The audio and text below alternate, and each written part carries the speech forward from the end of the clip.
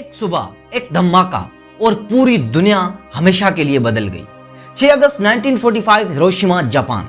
सुबह के 8:15 हो रहे थे। लोग स्कूल जा रहे थे। मदर्स अपने बच्चों को नाश्ता दे रही थी। कुछ लोग बस स्टॉप पर खड़े थे। एक औरत अपने घर की छत से कपड़े उतार रही थी। एक डॉक्टर अपनी गाड़ी पर हॉस्पिटल की तरफ जा रहा था। सब कुछ बिल्कुल भी नॉर्मल था। फिर एक रोशन किरण, इतनी तेज, इतनी आंधी के दिन रात में बदल गया। कुछ सेकंड्स में 80,000 लोग खत्म हो गए। जिंदगी का कोई निशान नहीं दिख रहा था। कोई चीख नहीं थी, कोई आवाज नहीं था। बस एक मशरूम क्लाउड जो आसमान में उठा और नीचे सिर्फ राख, खामोशी और बर्बादी। आज मैं आपको वो कहानी सुनाऊंगा जो न्यूक्लियर वेपन्स की थ्योरी नहीं बल्कि उस रोज की हकीकत थी। उन लोगों की जो उठ के घरों से निकले थे और कभी वापस घर को नहीं आए। दोस्तों, ये कहानी शुरू होती है 1939 में, जब एक खत लिखा गया। एक ऐसा खत जिसने दुनिया की तकदीर बदल दी। अल्बर्ट आइंस्टाइन, दुनिया का सबसे मशहूर साइंटिस्ट, उसने अमेरिका के प्रेसिडेंट फ्रैंकलिन डी रोजवेल्ट को खत लिखा। उसने कहा कि जर्मनी एक नया और खौफनाक बॉम्ब बना रहा है। एक ऐसा बॉम्ब जो यूरेनियम से न्यूक्लियर एनर्जी रिलीज करके तबाहकुन एक्सप्लोजन पैदा कर सकता है। अगर जर्मनी पहले बना ले तो पूरी दुनिया तबाह हो सकती है। रोजवेल्ट ने यह खत पढ़ा और 1945 में एक टॉप सीक्रेट प्रोजेक्ट शुरू हुआ जिसका नाम रखा गया मैनहट्टन प्रोजेक्ट। इस प्रोजेक्ट में अमेरिका ने $2 बिलियन खर्च किए, मतलब आज की करेंसी में रफली $30 बिलियन। इसमें 1,30,000 लोग काम करते थे, साइंटिस्ट, इंजीनियर्स, वर्कर्स, सभी। और इन्हें एक काम दिया गया था, दुनिया का पहला एटॉमिक बॉम्ब बनाना। इस प्रोजेक्ट का हेड था जे रॉबर्ट ओपेनहेमर, एक जीनियस फिजिस्ट जिसने पूरी टीम को लीड किया। न्यू मैक्सिको की एक गहरी वादी में लॉस एलामोस नाम की जगह पे ये लोग दिन रात मेहनत करते रहे, एक ऐसे वेपन बनाने के लिए जो पहले कभी भी नहीं बनाई गई थी। और फिर 16 जुलाई 1945 को न्यू मैक्सिको डिजर्ट में पहला टेस्ट हुआ, ट्रिनिटी टेस्ट। बॉम्ब फटा और ओपेनहेमर ने जो कहा वो आज भी हिस्ट्री में लिखा हुआ है। उसने कहा कि अब मैं मौत बन गया हूं, दुनिया को तबाह करने वाला। वो साइंटिस्ट समझ गया था कि वो क्या बना रहा है और वो वक्त आ भी चुका था।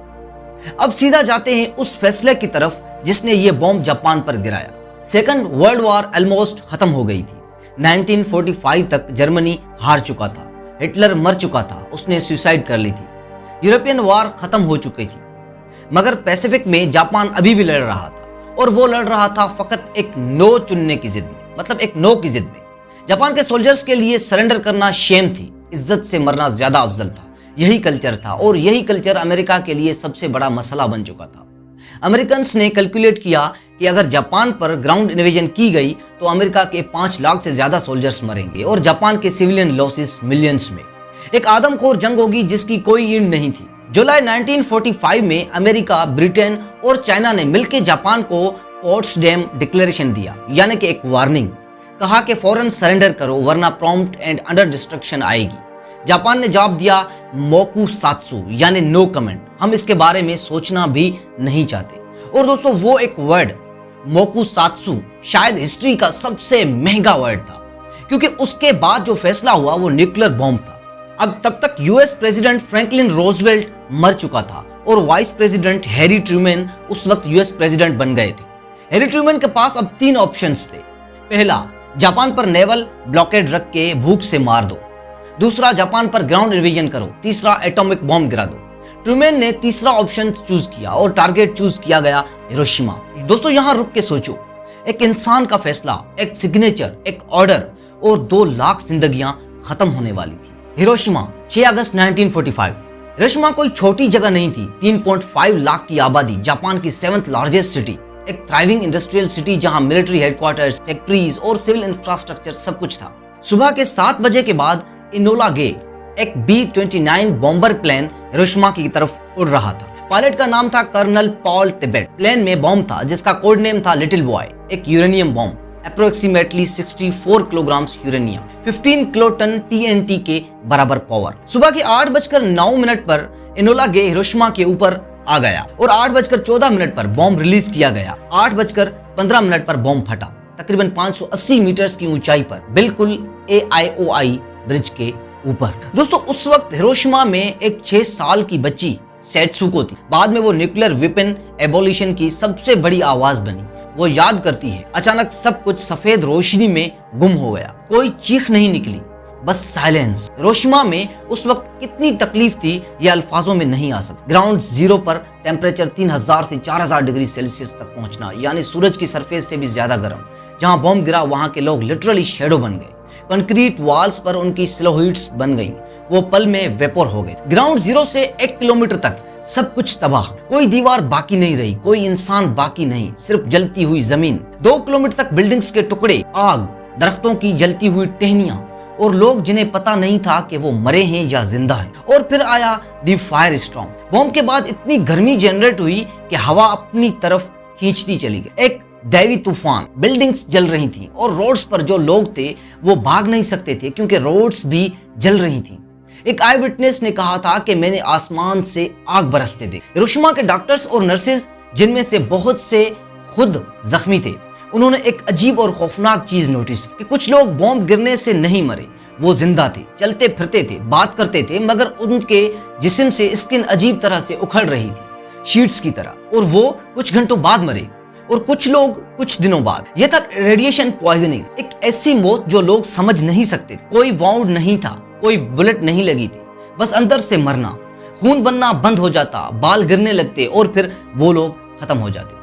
डॉक्टर मिचिको हेचिया उन दिनों डायरी लिखता था। वो खुद जख्मी था। उसने लिखा कि सड़क पर लाशों की कतारें थी, कुछ जले हुए, कुछ इतने बुरे हालों में कि पहचान नहीं होती। एक औरत अपने मरे हुए बच्चे को सीने से लगाए चल रही थी, शायद उसे पता नहीं था कि वो मर चुका है।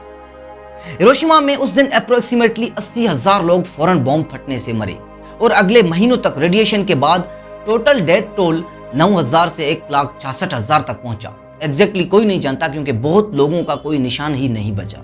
और ये बात नोट करो, हिरोशिमा में उस वक्त सिर्फ सिविलियन नहीं थे। हाँ, मिलिट्री हेडक्वार्टर्स थे, मगर वहां मजलूम लोग भी थे दोस्तों। बच्चे भी थे, औरतें भी थी, बुजुर्ग भी थे। उस बॉम्ब ने किसी एक फौजी को नहीं मारा था, उसने कई जिंदगियों को मिटा दिया था दोस्तों। जापान अभी हिरोशिमा का असर समझ भी नहीं पाया था कि टोक्यो में जापानीज गवर्नमेंट में कुछ लोगों ने कहा कि सरेंडर करो, मगर मिलिट्री लीडर्स का एक ही जवाब था, नहीं, हम लड़ते रहेंगे। 9 अगस्त 1945, 3 दिन बाद एक और B-29 बॉक्सकर जापान की तरफ रवाना हुआ। इस बार बॉम्ब का नाम था फैटमैन प्लूटोनियम बॉम्ब। उनका पहले टारगेट था कोकुरा, मगर कोकुरा पर क्लाउड्स थे, बॉम्ब ड्रॉप नहीं हो सकता था, तो पायलट ने सेकंड टारगेट की तरफ रुख किया, नागासाकी की। सुबह के 11:02 फैटमैन गिरा नागासाकी पर। एक और मशरूम क्लाउड, एक और शहर तबाह। नागासाकी की जियोग्राफी थोड़ी अलग थी, हिल्स ने ब्लास्ट को कुछ रोक लिया, वरना कैजुअलिटीज और ज्यादा थी। फिर भी 40,000 से 80,000 लोग उस दिन और बाद में कुछ महीनों में और लोग भी मरे। नागासाकी में यूराकेमी एरिया था, जापान में सबसे बड़ा क्रिश्चियन कम्युनिटी। यूराकेमी कैथेड्रल, एक खूबसूरत चर्च ग्राउंड जीरो के पास था, वो भी उड़ गया। एक पूरी कम्युनिटी खत्म हो गई। सोचो, ये लोग सिर्फ अपनी संडे प्रेयर्स को जा रहे थे, उनका कोई गुनाह नहीं था, मगर वो इस वार के नाम पे कुर्बान हो गए। नागासाकी बॉम्ब के बाद जापानीज एम्परर हिरोहितो ने कुछ ऐसा किया जो पहले कभी नहीं हुआ था। 15 अगस्त 1945 को पहली बार एवर एम्परर ने रेडियो पर अपनी आवाज लोगों को सुनाई। जापानी लोग सहम गए, उन्होंने कभी अपने एम्परर की आवाज नहीं सुनी थी। वो उन लोगों के लिए गॉड की तरह। एम्परर ने सरेंडर अनाउंस किया। उसने कहा कि दुश्मन ने एक नया और खौफनाक वेपन यूज किया है जिसकी तकलीफ देने की पावर अनडिफाइनेबल है। अगर हम लड़ते रहे तो सिर्फ जापानीज कौम की बर्बादी नहीं बल्कि पूरी इंसानियत की तबाही होगी। जापानीज सोल्जर्स रो रहे थे, कुछ ने वहां पे ही सुसाइड करके खुद को खत्म कर लिया। सरेंडर उन्हें गवारा नहीं था, मगर रिजल्ट क्लियर था।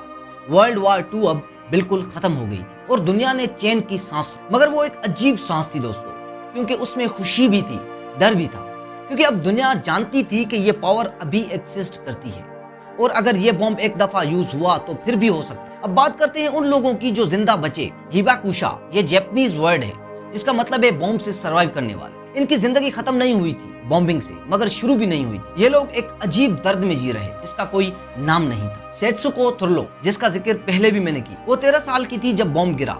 वो उस बॉम्ब से बच गई। बड़ी होकर वो कनाडा चली गई। वो फिजिस्ट नहीं थी, वो पॉलिटिशियन नहीं थी, मगर उसने अपनी पूरी जिंदगी एक काम के लिए लगा दी, न्यूक्लियर वेपन्स खत्म करो। 2017 में जब international campaign to abolish nuclear weapons यानी कि ICAN को नोबेल पीस प्राइज मिला तो सेत्सुको भी वहां स्टेज पर थी। उस वक्त उसकी एज थी 85। वो बोली, हिरोशिमा में जो दर्द था वो आज भी मेरे सीने में है और मैं चाहती हूँ कि दुनिया समझे ये सिर्फ एक बॉम्ब नहीं था, वो मेरा बचपन था, मेरी फैमिली थी, मेरी पूरी दुनिया थी। हिबाकुशा के साथ एक और भी सोशल जुल्म था। जापानी सोसाइटी उन्हें अवॉइड करती थी क्योंकि रेडिएशन की वजह से उनके अंदर के जीन्स डैमेज थे।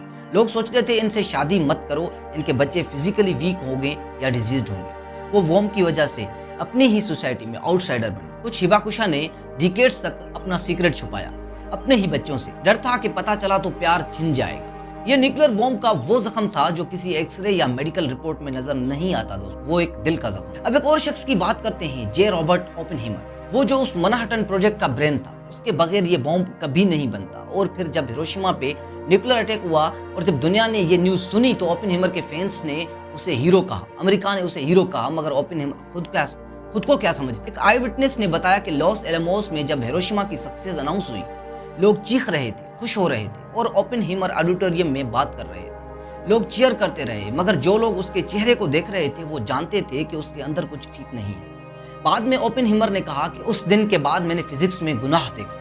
पहली बार समझा कि साइंटिस्ट का काम सिर्फ डिस्कवर करना नहीं, डिस्कवर करने की रेस्पॉन्सिबिलिटी भी है। ओपेनहाइमर ने आगे न्यूक्लियर वेपन्स के एक्सपेंशन के खिलाफ काम किया, हाइड्रोजन बॉम्ब बनने से इनकार किया और अमेरिका की गवर्नमेंट ने उसे पनिश किया। 1954 में उसकी सिक्योरिटी क्लियरेंस छीन ली। उसे कम्युनिस्ट सिंपैथाइजर कहा। एक बंदा जिसने उस मुल्क के लिए दुनिया का सबसे खतरनाक बॉम्ब बनाया, उसी मुल्क ने उसे दुश्मन साबित। 2023 में 68 साल बाद यूएस गवर्नमेंट ने ऑफिशियली कहा कि ओपेनहाइमर के साथ गलत हुआ, मगर तब तक वो काफी अरसे पहले मर चुका था। और यहाँ आता है वो सवाल जो 80 सालों से पूछा जा रहा है, क्या हिरोशिमा और नागासाकी जरूरी था? एक तरफ आर्गुमेंट है, हाँ जरूरी था। जापान सरेंडर नहीं कर रहा था, ग्राउंड इन्वेजन से मिलियन लोग मरते, उस बॉम्ब ने जंग खत्म की, ज्यादा मौत को रोक लिया। दूसरी तरफ नहीं, जरूरी नहीं था। जापान पहले से हारना शुरू हो गया। सोवियत यूनियन ने 8 अगस्त को जापान के खिलाफ वार डिक्लेयर किया था। शायद वो ही काफी था सरेंडर के लिए। कुछ हिस्टोरियंस कहते हैं ये बॉम्ब इसलिए गिराया गया क्योंकि अमेरिका सोवियत यूनियन को न्यूक्लियर पावर दिखाना चाहता था। कोल्ड वार की चेस में जापान की सिविलियन आबादी पौंस थी। कुछ मिलिट्री कमांडर्स, कुछ अमेरिकन इस बॉम्बिंग के खिलाफ। एडमिरल विलियम ने कहा था कि इस बॉम्ब का यूज बारबेरियन स्टैंडर्ड्स पर था। हम उन्हीं तरीकों पर उतर आए हैं जो मिडिल एजेस में बारबेरिक कहा जाता। कोई एक जवाब नहीं था। हिस्ट्री कभी सिंपल नहीं होती, मगर ये जरूरी है कि इन सवालों को पूछा जाता रहे। इन सवालों को दबा कर रखना इंसानियत के लिए खतरनाक है दोस्तों। अब बात करते हैं आज की, 2025 की। आज दुनिया में अप्रोक्सीमेटली 12,500 न्यूक्लियर वारहेड्स हैं। अमेरिका के पास 5500, रशिया के पास 6200, China, France, UK, India, Pakistan, Israel, north Korea, सबके पास है। पाकिस्तान के पास भी 160 से 170 न्यूक्लियर वारहेड्स हैं। ये नंबर सुनते ही एक अजीब सी फीलिंग आती है, मगर ये हकीकत है। हिरोशिमा पर जो बॉम्ब गिरा था वो 15 किलोटन्स का था। आज के न्यूक्लियर वारहेड्स 1000 से 1200 किलोटन्स तक, यानी आज का एक बॉम्ब हिरोशिमा के बॉम्ब से 70 से 80 गुना ज्यादा पावरफुल है। साइंटिस्ट ने एक सिनेरियो कैलकुलेट किया हुआ जिसका नाम है न्यूक्लियर विंटर। अगर सिर्फ 100 न्यूक्लियर बॉम्ब्स यानी दुनिया का 1% आर्सेनल यूज हुआ तो जो स्मोक एटमॉस्फेयर में जाएगा वो सूरज की रोशनी ब्लॉक कर देगा, फसलें खत्म, फूड सप्लाई खत्म, टेम्परेचर गिर जाएगा, बिलियंस लोग स्टारवेशन से मरेंगे। और ये सिर्फ 100 बॉम्ब्स हैं दोस्तों, मगर हमारे पास 12,500 बम है। हिरोशिमा आज एक ब्यूटीफुल सिटी है, फिर से जिंदा, फिर से आबाद। मगर वहाँ एक जगह है, हिरोशिमा पीस मेमोरियल पार्क, जो उस दिन की याद को जिंदा रख। वहाँ खड़ा है गेनबाकू डोम, वो बिल्डिंग जो बॉम्ब के नजदीक थी मगर पूरी तरह नहीं गिरी। जापान ने डिसाइड किया कि इसे रिपेयर नहीं करेंगे, इसे वैसे ही रहने दो, क्योंकि ये रेंज एक याद दिलवाती है कि इंसानियत कितना नीचे गिर सकती है। और वहाँ कागज की क्रेन्स हैं, लाखों कागज की क्रेन्स, क्योंकि एक कहानी है सादाकू सासाकी की। वो 2 साल की थी जब बम गिरा, वो सरवाइव कर गई, मगर 10 साल बाद रेडिएशन से ल्यूकोमा हुआ। हॉस्पिटल में डाइंग हालत में उसने कागज की क्रेन्स बनाना शुरू की। जापानी लोग का ख्याल होता है कि 1000 क्रेन्स बनने से विश पूरी होती है, और सादाकू की विश थी कि मैं सिर्फ सेहत चाहती हूँ, मैं सिर्फ जीना चाहती हूँ। उसकी क्लासमेट्स ने बाकी 356 पूरी की। आज सादाकू के स्टेच्यू पीस मेमोरियल पार्क में खड़ा है, एक क्रेन हाथ में लिए, और पूरी दुनिया से लोग वहाँ क्रेन्स बेचते हैं। एक बच्ची की कहानी जो न्यूक्लियर वार का सिंबल बन गई। वो बम सिर्फ एक शहर पे नहीं गिरा था, वो इंसानियत के कॉन्सेंस पर गिरा था दोस्तों। मैंने आपको एक बड़ी कहानी सुनाई है, एक ऐसे दिन की कहानी जो 1945 में हुआ, मगर जिसका असर आज भी है। मैं आपको कोई पॉलिटिकल मैसेज नहीं देना चाहता, मैं आपको कोई एक कंट्री को विलियन नहीं बनाना चाहता। वॉर कॉम्प्लेक्स से डिसीजंस कॉम्प्लेक्स होते हैं, हिस्ट्री सिंपल नहीं होती, मगर मैं आपको ये जरूर कहना चाहता हूँ, वो 80,000 लोग जो हिरोशिमा में दिन मरे वो स्टेट्स नहीं थे, वो लोग थे, जैसे आप हैं, जैसे मैं हूँ। उनके भी सपने थे, उनके भी घर थे, उनके भी ख्वाब थे। सड़कों क्रेन्स बना रही थी क्योंकि जीना चाहती थी। एक माँ अपने बच्चों को नाश्ता दे रही थी। एक डॉक्टर साइकिल पर जा रहा था क्योंकि वो लोगों को ठीक करना चाहता था। और फिर सब कुछ खत्म हो गया, एक सेकंड में, एक बॉम्ब में। हिरोशिमा और नागासाकी की ये कहानी हमें ये याद दिलवाती है कि टेक्नोलॉजी का पावर कितना भी बड़ा हो, इंसानियत उससे बड़ी होनी चाहिए। न्यूक्लियर वेपन्स का खात्मा नहीं हुआ, दुनिया अब भी उसी कहर पर खड़ी है। और हम आम लोग ये डिसाइड करते हैं कि इस बारे में बोलें या चुप रहें। सड़कों के 1000 क्रेन्स कभी पूरे नहीं हुए, मगर आज दुनिया उसकी कहानी सुनती है, शायद इसलिए कि चुप नहीं रहे। ये था हिरोशिमा और नागासाकी का सच, न्यूक्लियर क़यामत की वो कहानी जो टेक्स्ट बुक में नंबर्स नहीं, रियल जिंदगियों की दास्तान है दोस्तों। अगर आपको ये वीडियो पसंद आई तो प्लीज़ शेयर करें, क्योंकि ये सिर्फ हिस्ट्री नहीं, ये आज की ज़रूरत है कि हम अपनी नेक्स्ट जनरेशन ये याद दिलाते रहें। सब्सक्राइब करें, बेल आइकॉन दबाएं और नीचे कमेंट्स में बताएं आपको इस टॉपिक में कौन सी चीज़ सबसे ज़्यादा इफेक्ट की। मैं मिलता हूँ नेक्स्ट डॉक्यूमेंट्री में, तब तक अपना ख्याल रखें। खुदा हाफिज़।